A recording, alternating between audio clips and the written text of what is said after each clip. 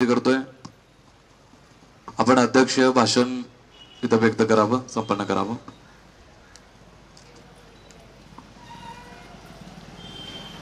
आदरणीय व्यासपीठावर उपस्थित असणारे आजच्या कार्यक्रमाचे प्रमुख पाहुणे काय सेटिंग आलं तर साहेब जरा 2 मिनिटं थांबा साहेब. का असं केलं? कुणी हलवले बॉक्स? ते असं नका करू. ते काय अडचणच नव्हती ना, तर करा व्यवस्थित. ते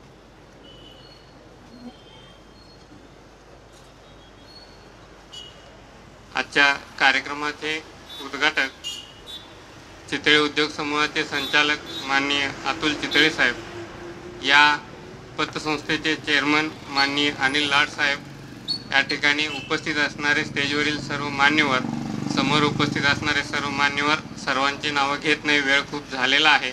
कारण लाड साहेब बरेचसे ठेवीदार वाट बघत आहेत, कधी कार्यक्रम संपेल आणि कधी ठेवी ठेवण्यासाठी आम्ही जाऊ, आणि त्यामुळे त्यांचा जास्त हिरमोड न करता अगदी थोडक्यामध्ये मी या ठिकाणी मनोगत व्यक्त करतो.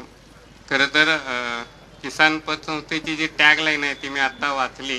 टॅगलाईनच त्यांची आहे की विश्वासाचं अर्थकारण, की ज्या काळामध्ये पतसंस्था किंवा कोणत्याही आर्थिक संस्थांच्या बाबतीत थोडीशी विश्वासार्हता डळमळीत होत असलेलं वातावरण आपण बाहेर बघत असताना एखाद्या पतसंस्थेनं 4थी शाखा निर्माण करणं याच्या इतकं मोठं यश कुठल्याही संस्थेचं असणार नाही.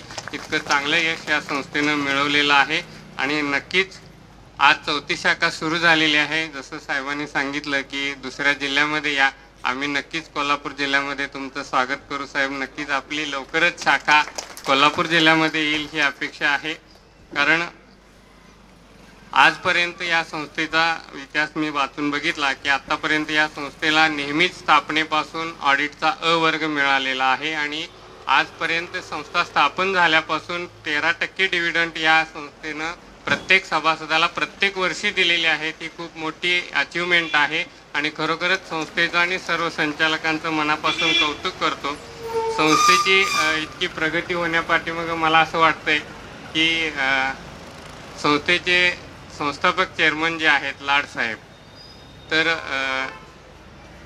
या पतसंस्था कोणत्याही चांगल्या चालण्यासाठी सर्वात महत्त्वाचं काय असतं की संस्थेच्या हिताच्या दृष्टीनं ज्या गोष्टी चुकीच्या ठरतात, मारक ठरतात, किंवा ज्या व्यक्ती मारक ठरतात, त्या व्यक्तींच्या बाबतीत कोणत्याही प्रकारचं लाड त्यांनी केलेलं नसेल, म्हणून ही संस्था इतकी मोठी झालेली असेल असं मला वाटते.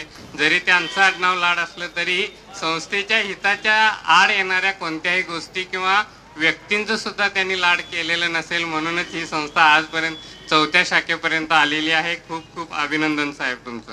खरं तर एखादी संस्था किंवा एखादा व्यवसाय चालू करणं हे कोणत्याही एका व्यक्तीचं काम नसतं. कारण एखादा राजा किंवा एखादा सेनापती कितीही शूर असला तरी तो एकट्यानं कधीच लढाई जिंकू शकत नाही.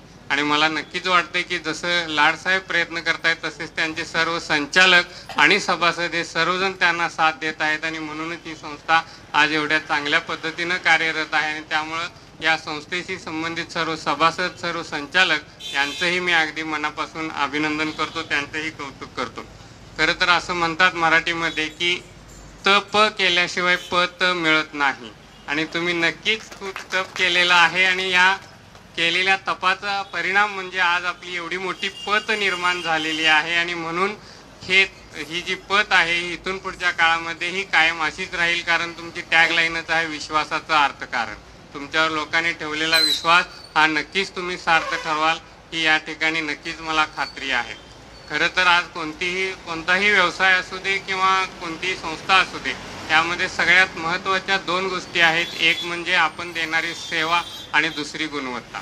कारण व्यावसायिक म्हणून चितळे साहेब आणि आम्ही या दोन्ही गोष्टी खूप चांगल्या पद्धतीनं पार पाडतो. कारण दोघांचाही व्यवसाय जवळपास तसाच आहे. दुग्ध व्यवसाय असेल किंवा आमचा बेकरी व्यवसाय असेल, वेळेत एखादी वस्तू त्या ठिकाणी जाणं, त्या वेळेत वस्तूची सेवा देणं, ह्या गोष्टी खूप महत्त्वाच्या आहेत. आणि गुणवत्ता, चितळे समूहाच्या बाबतीत तरी बोलायचं कारण नाही, गुणवत्तेच्या बाबतीत ते नेहमीच अग्रेसर आहेत, आणि चकोते उद्योगसुद्धा नेहमी गुणवत्तेच्या बाबतीत अग्रेसर राहिलेला आहे.